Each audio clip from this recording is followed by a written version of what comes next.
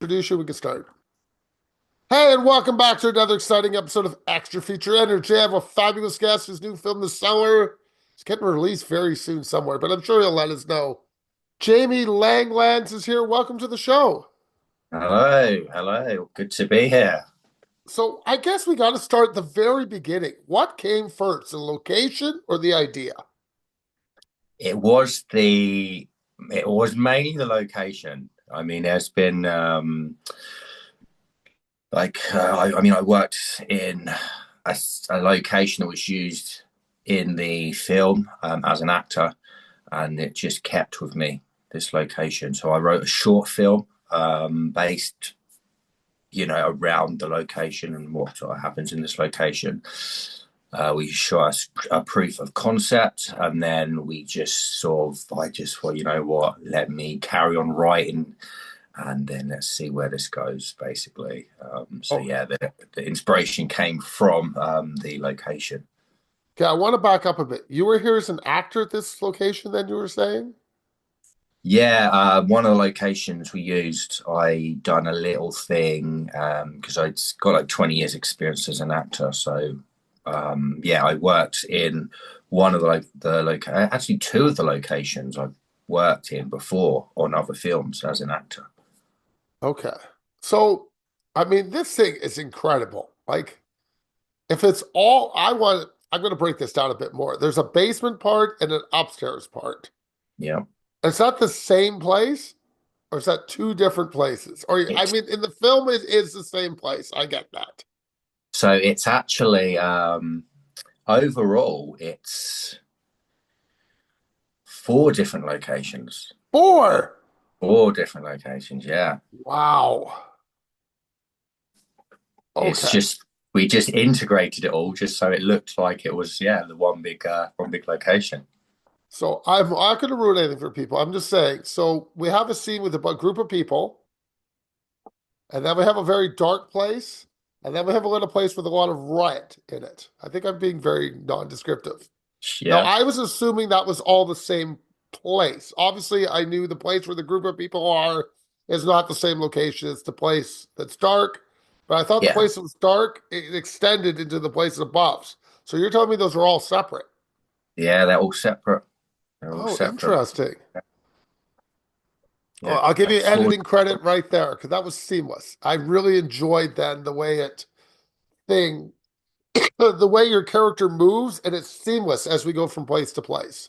Yeah, I mean that's what the whole idea was. I just wanted it to seem like one big place that she's in. And yeah, it's just a case of finding, different locations that looked similar and could easily be sort of matched up. Well, how long did that take then? I mean, you had two of them. I mean, I presume the one in the basement you've been to before. I'd say, you know what? The red one you've been to before, the church, I'd say you've been there before. The hardest one had to be the basement location to find. So the church one, never been there before. That church until we shot what we did in there. Um, one of the because it's like a jail cell that is separate location to the kind of cellar-y sort of tunnel. Really? Yeah. Well, you Se- fooled me on that one then, because I Good, really was good, saying that good, was the same place. 'Cause I was convinced it was the same place. good. That's good to hear. Yeah. But yeah, no, two completely different locations. Well, then the blending was okay. So that'll lead into my next question. Did you play with your lighting then? And I want to discuss the lighting. You worked so hard on the lighting of this film. You guys Yeah. spent so much time blending light very efficiently, I will say. So is Yeah. that how you got around your tricks? Is that your trick, the lighting? Yeah, exactly, exactly. I mean, obviously, I've got the DOPs to thank for that. But yeah, I mean, we use a whole different bunch of lighting setups, and blocking out light as well was important. Um, and yeah, it just seemed to kind of come together well. I knew the Well, I'm not going to let location. you off that easy. We're going to go more into the lighting. You trick everything. You have red light going, you have a green light going. Yeah. I want to, and I also want to, you have candle light, like little fluorescent bulbs going, and that must take you forever to set those all up. I mean, the lights, yeah, the candles. I mean, God, I don't know how many candles we used in this film, but yeah, there was a lot of candles. It did take a long time to set up those candles. And I mean, setting up the candles, I was more or less doing that side of things on my own. So yeah, that took a lot of time. And then yeah, just setting up. Obviously, you got the red light in there, the green light. Yeah. That all took a while. I mean, once you got all the lighting right and everything set up, things tend to move along a little quicker. But yeah, setting everything up, obviously, that could take like a couple of hours just to kind of set it all up. When you're in the cellar location, the very basement, the green light looks like it's blocking something. It literally looked like you put tape over something and then put a green light behind it. I was wondering if you were hiding things with the green light. The grid, I mean, we put a lot of tape over. I figured there were exit signs or Yeah, directional signs. I did notice that, and it used to always be green in the film. But again, people, I'm looking for these things. I don't expect people to notice like I yeah. do, but I was noticing those a lot. There was so many fire exit signs in That's what those. I thought they were. There was so many. I mean, we got rid of a lot through like VFX. That's what I Uh, thought.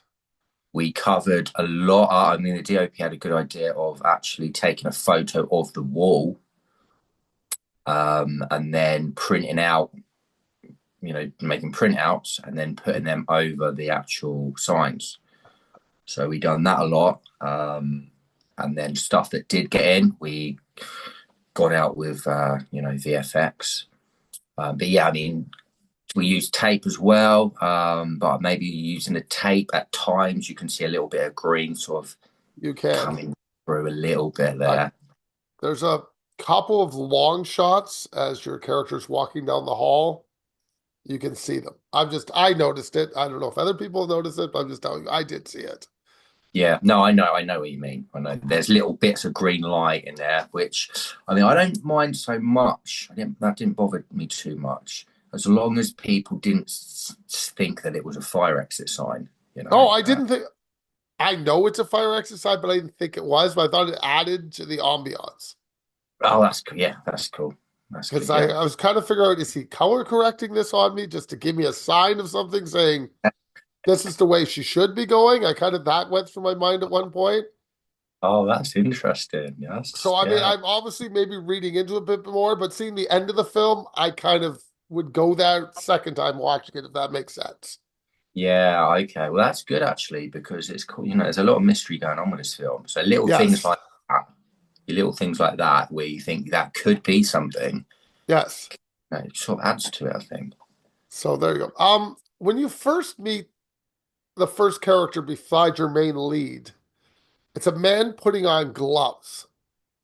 And I notice your sound design kicks in here. Like I hear those gloves coming on. Everything he is doing is booming in my head. Did you add that sound in, or is that the sound on set?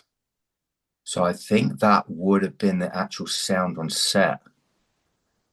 I mean, we recorded, we have pretty much everything. So if there was little signs like that, yeah, the editor would have just kind of used the sound. I mean, he did a whole bunch of Foley as well and stuff. Um, but as far as I'm aware, that's most of the stuff that was used on set was kind of in the edit. So when you have the guy putting on the gloves, did you have to shoot that scene a couple times to get that sound, or is that just the first take? That's the sound you got. You were good with it. I think it was literally the first take. I think it would have been the Nice. first take. Yeah. Okay, how many missing person posters were made? Um, I think there was around 10 in there, I think. You have, Um, okay, there's two scenes. There's one that's outside that we see a missing poster on I don't know, a lamppost. lamppost. Did that one get removed, or did you guys leave that? And then you find another one, a second scene I want to get to.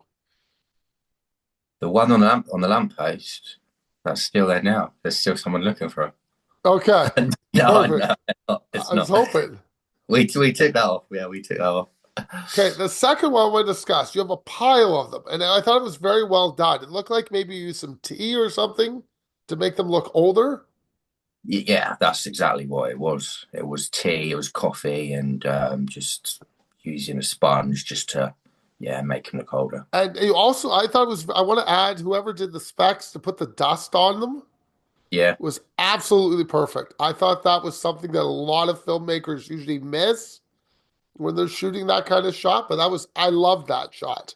well, yeah. Well, that was my idea. So yeah, thanks for that. Yeah, luckily there was a bunch of load of dust in the location anyway because it was pretty dusty and quite grim down there. So yeah, it's just a case of getting a dustpan and brush and getting all the dust and just sprinkling it on there. I think it added so much to the movie though, in that it really makes you feel that it's a trap. Yeah, yeah, and it adds to the age of the obviously the posters, gives more of an insight into how sort of grim the location is. So yeah, all that kind of stuff, it does really make a big difference, I think. Okay, and then at one point you finally let me out of the cellar. Like I'm very trapped here. I find a very Mm, confined space. I really don't know what's going on. And then you finally let me into the beginning, a little bit at the beginning. yeah. Now we're in a church. You have a beautiful window ahead.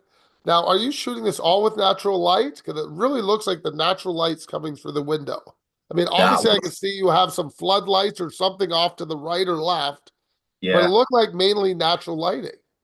that was natural light, and it was like the perfect time of day when the sun was just seeping through that window, and then we just sort of like use some haze to you know, haze it all up and get, so you could see the light come through. But yeah, it was sort of like we had like I think like maybe like an hour window to get that shot before the sun just went down. So yeah, it was just the perfect time of day. So it worked out, really well. And thankfully, it was, a sunny day. If it was like a grey, sort of cloudy day, yeah, that shot would not have looked as good as it did. So the man that plays the pastor or priest, or I don't know who he is in this, where did you find him? He's like absolutely perfect. He literally Oh, looks like the guy I would see down the street going to church on a Sunday. yeah, yeah, I know, right? Yeah, I've known him for years now. He's that happened like just an actor I've worked with. Yeah, I bang on with the role, and I thought he was a perfect casting choice for this character. And I just messaged him one day saying, I've got I'm doing this film. I need someone to play the leader of a cult, and I just thought you would be great at it. So, and yeah, I think he done a great job. Oh, yeah, he's absolutely perfect. I want that stated. You're good, man. Good. Glad you think so. So, as with the film goes on, I find you take me, the lighting in the cellar jumps all the time. Was that your plan to constantly change lights as the film progresses? Yeah, I mean, I just think it makes it more interesting. I like to think I'm quite visual, especially with lighting, makes like a huge difference. So having, yeah, the different lighting, it just makes it, a bit more interesting. And you just kind of get more of a feel and, colors say a lot in films. So, you can see red as because of like danger, and green, I think is supposed to mean like it's sort of like they got this whole like thing or what colours mean in films that I was kind of read up on, and the sort of the meaning and what people instantly feel when they see these colours. So yeah, I kind of had that in my mind, but again, the DOP, he was also the gaffer. A lot of it was his idea as well to add this sort of bits of colour in there. So, your lead actor has a lot of lifting to do. Mm, A lot. I'd say yeah, everything yeah, rides on her ability to do what she needs to do. sure. So, what direction did you give her? I mean, she does have a lot of speaking lines, but she has to display everything I need to know has to come from her emotion. Yeah, So, what direction yeah. did you give her there? Yeah, I mean, this is someone I worked with before. I knew she could do a good job and deliver on the role.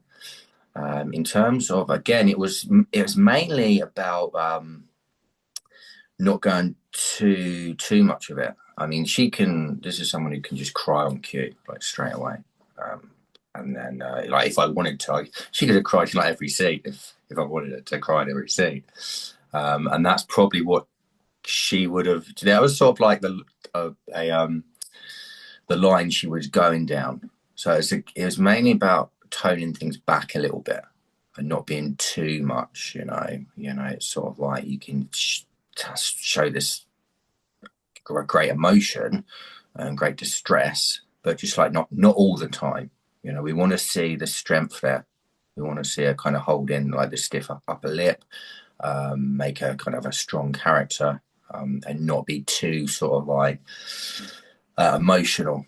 You know, and then it's just about showing that level of emotion at the right time, basically. Now, I presume the actor used her own clothes. So did she have just the one outfit that keeps getting washed? 'Cause it's the same outfit all the time. It Yeah, never yeah, changes. I mean, you're obviously shooting, I say a week at least, maybe 2 weeks. yeah, it was hers. It was her stuff. So, I just said, keep it quite straightforward. And yeah, I mean, luckily we wasn't shooting like day after day. Okay. It wasn't like a continuous shoot. Sometimes it would have been like a few weeks before the shooting days. So yeah, I mean, it probably would have been best if she didn't wash it. Yes, I would Just say that. yeah, to get the whole kind of feel and the grimness. Um, but she probably did wash it. Yeah. So now you just told me, how long did you shoot it for then if it's not a continuous shoot? But we started shooting in January. We wrapped on it in June. So a So 6 month yeah, shoot. it was a 6 month shoot. Yeah, I mean, we had the budget was coming in like gradually, like just trickling in. So we couldn't really afford to just shoot it all in like a couple of weeks. So we had to just sort of like do it when the sort of budget sort of came in. That's interesting. So how do you schedule that? I mean, that's not an easy thing to do. I mean, you have a Oh, lot of parts in process. I mean, obviously yourself, you're ready to go. Okay, Saturday I can do this, mm, but you can't just say Thursday, do Saturday. Like, how far out do you plan? yeah, it's constantly planning. It's constant. That's where a lot of the work comes into it. Just constantly planning, liaising with all the actors, seeing when they're available. I mean, luckily, actors obviously they want to work on films. So luckily, if they did have plans, um, you know, most of the time, there's plans that they could sort of cancel because obviously they're passionate about being in films. So I mean, it wasn't too much of an issue. There was a couple of actors that would have been in the church scene that wasn't available that day. That had a couple of little bits they needed to do, but they weren't free, so we just had to sort of work around it. But yeah, I mean, there's gonna be times when people aren't free, and rather than just saying, "Oh, we're postponing it," sometimes you just got to bite the bullet and just work around it. Got to do Okay. it. Let's discuss the mask, the person in the black mask. Where did the outfit come from? So the outfit, the mask itself, came from Timu. It's like Timu. Don't know if Oh, you know. Yeah, came from there. I had a look on there. I mean, there's so many good props that you can use for films on that site, and it's cheap, and it's these things didn't cost like hundreds of dollars, hundreds of pounds. So yeah, there's some amazing stuff on there, and it's just yeah, on when you're working on a budget, it's a good place to go to get some good props. do both the costumes come from there? I'm not going to talk about the second one because you know where I'm going. If I do, there's a different color costume that comes later. Does that come from Timu too? Yeah, that if I think, oh, I know what you're talking about. That didn't come from Timu. Okay. No, that didn't come from Timu. I mean, obviously, there's two other masks. Yes. Uh, yeah, one of them actually came from Venice. Okay, that's the one I'm talking about. Looks a Yeah, little and more that better constructed. yeah, I mean, I've had that mask for years. I, I went when I visited Venice. Um, I mean, walking around that place at night is so creepy, and you have all those Venetian masks just in like shop windows, and just walking around these really narrow like alleyways. Um, and they got all these shops through these alleyways in Venice. So you're walking at night on your own through these alleyways, and you just come across this shop with all these creepy masks in. I just thought, it looks so cool, so I had to buy one. And then I knew one day that I would use it in a film. And yeah, Would you say that's the origin of your film then, that walk through Venice? Because I mean, it definitely yeah. feels exactly what you're getting at in this film. Sounds like your walk.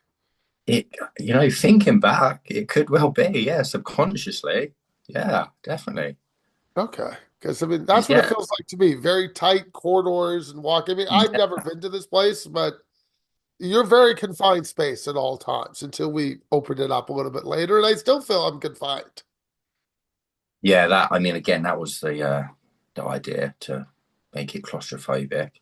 But yeah, thinking about it, actually going to Venice and seeing these masks, I'm sure in the back of my head, I'm thinking, Oh yeah, yeah, of this would look, course. That's yeah, good.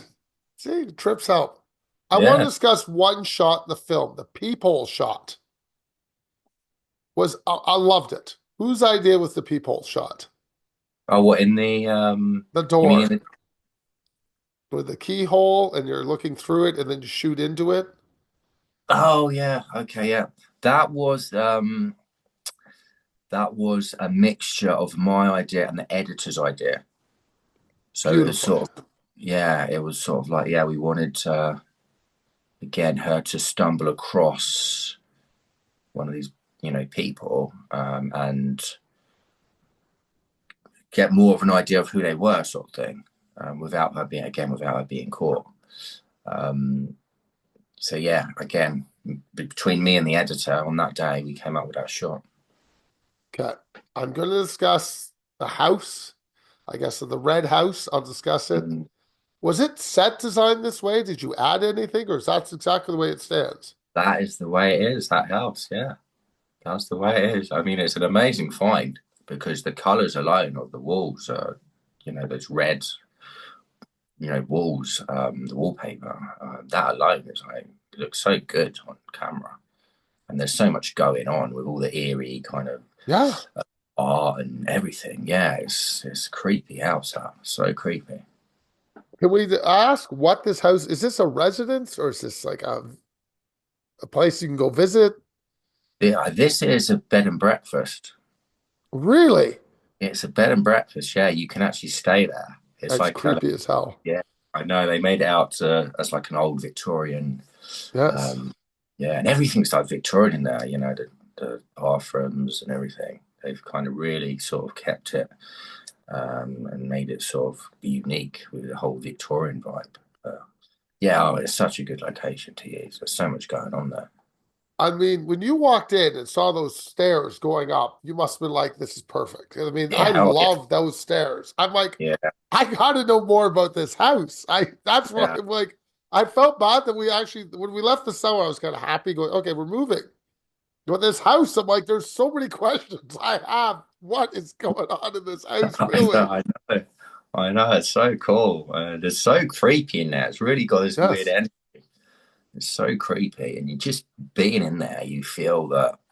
Yeah, just creepiness to it. So who found the house? Did you know this house existed or did somebody tell you? So I worked there before on another film shoot as an actor. Okay. Again, as soon as I walked in there, I was like, "This is amazing." If I ever make a film, I've got to get this house in the film. So it was just, yeah, I mean, luckily as an actor, obviously you go to a whole bunch of different places, like all over the place. So you're kind of open up to all these different locations that kind of stay with you. Oh yeah, that one would stay with me. Okay, music. It's here and not here. Like you bring it in for a bit, and then it kind of disappears for a while, then comes back. Mm. So I guess what I'm trying to say is, did you want your movies just to talk? you wanted the confinement to stay with me because the music would take me out of it, obviously. Yeah. So is that why you don't have music between a lot of it? Yeah, again, I kind of let that to the guy who was doing the music. I sort of left it to kind of his creation. So I didn't get too involved with the music. And the guy that done that, he's got a good ear. He's you know, he plays music himself as well. Because I didn't want to get too much involved with the edit. Because I kind of like, obviously, you get someone involved to do something, you sort of like, give your creation to them to, make it better, sort of thing. So although I there were little bits in there that I got him to change, it was really the guy done the music that, yeah, that, deserves all the plaudits for that, basically. Oh, Because obviously music is, it's sort of like everything, especially horror films. yes. Really, obviously, it makes a huge, huge difference. But yeah, I didn't want it to be too dramatic, you know. Um, and I think that's the only real sort of thing I said to him, like, just don't make it too over the top. Just make it quite subtle and quite sort of creepy-ish. Okay, I'm off to fun questions now. Are you prepped? Ready to go? Okay, I'm ready. Yeah. If you listened to my interviews, you knew this was coming. So there's enough on Okay. there to find out. Your favorite Yeah. film? My favorite film is The Crow, the 1993 Well, I version. presumed it would be. I didn't Yeah, think that of the one course, that of came out last course. Yeah. year. But you never Just want to know. I'll give. clarify that, just in case. But yeah, that film, I mean, it looked stunning for a start. Yes. And Oh, I love that film. yeah, I mean, I love like revenge films. I love revenge films, especially So when do it's I. got, a bit of a sort of supernatural sort of And I element. love that soundtrack. Oh God, yeah, the soundtrack as well. Oh yeah, that's so cool. That's so cool. I love that. But yeah, everything about that film I loved. I loved. I mean, at the time, the shot in the church, I think, was the most expensive shot in cinema history at the Yeah, time. probably. Yeah, but yeah, it Okay. was the gothic feel was awesome. Because you're English, I have to ask your favorite pub.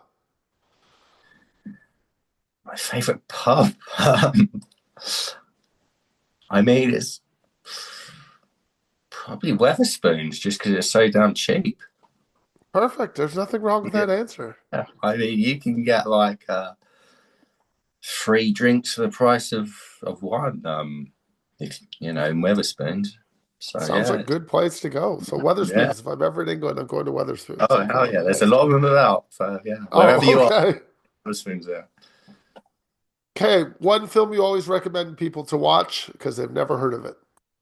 Oh, because I've never heard of it. Oh man. And I would give you The Crow, but you already gave that away. Hmm. I mean, there was a film I watched just a few days ago. It's called Freds. It's from 1984. It's about the effects of what would happen if an atomic bomb was hit England, basically. Wow.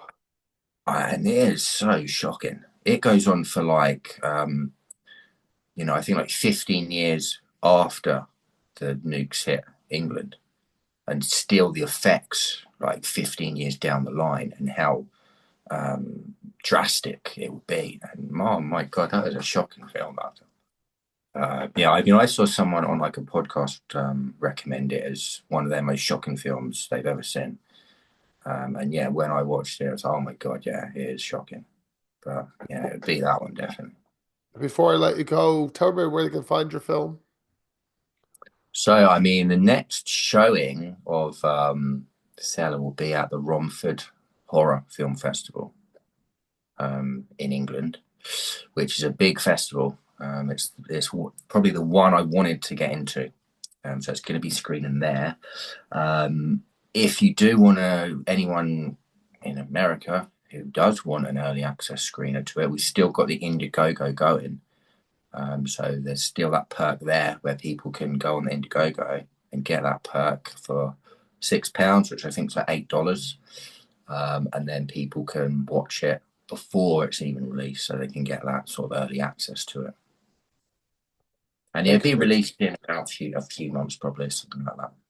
excellent. Thank you for your time and have a great day. Thank you, man. Thank you.